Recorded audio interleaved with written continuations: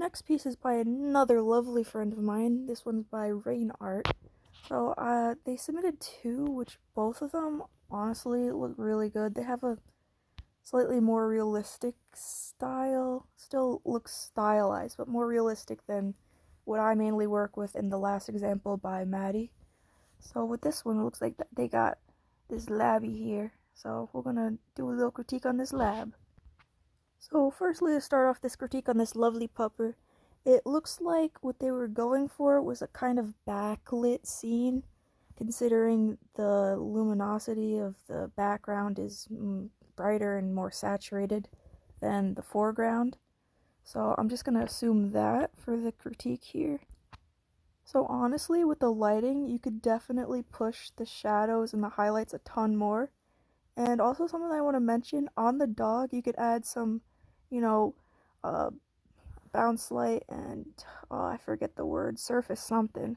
But basically make the edges of the dog more bright and saturated because some of the light does peek through the fur. I see you got like a little bit of that, but you could definitely push it a lot more, especially if the background's much brighter than the foreground where the dog is.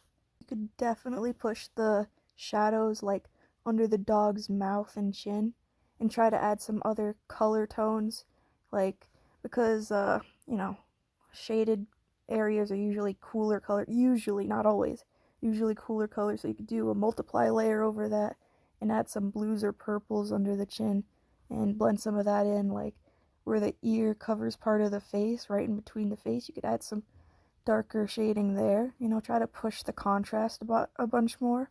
Like, I see you got there, you doing it, but you could definitely push it a lot more if you want. Another thing, which is totally a personal thing, is just my personal opinion. Assuming this dog is like a standard fit lab, it could be, different depending on what reference you used, but I'd try to make the neck a little bit more like thinner towards the top and then like exaggerate how it like protrudes out the body when the shoulders come in and try to add some fur to show how it layers, because usually they got like that little skin flap that kind of sits over the chest area, so that you could use that to show where the neck and the chest start and end. Just something I like to do personally, not completely necessary. Of course, it depends on the dog you were drawing and the references you have, because So I'm gonna go ahead and make some little alterations of some of the things I've said, and see if it makes a difference. If you like the things I'm trying out with your piece, you could try to incorporate that, and either you could revise this one or in your future projects or whatever. But if you don't like what I do, then don't worry about it. I'm just trying to help you. But don't have to like everything I do. Here's my little alterations.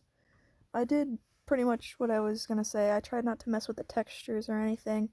I did adjust the nose just a tiny bit, because I'm weird like that. But I mainly just added a bit more of the highlights. I kind of made it a little maybe too bright, but just to prove a point. I'm not like going in fully detailed here. Just trying to show what I was talking about, and added some shadows. For the lighting, I used the add layer, and I used a kind of brownish yellow.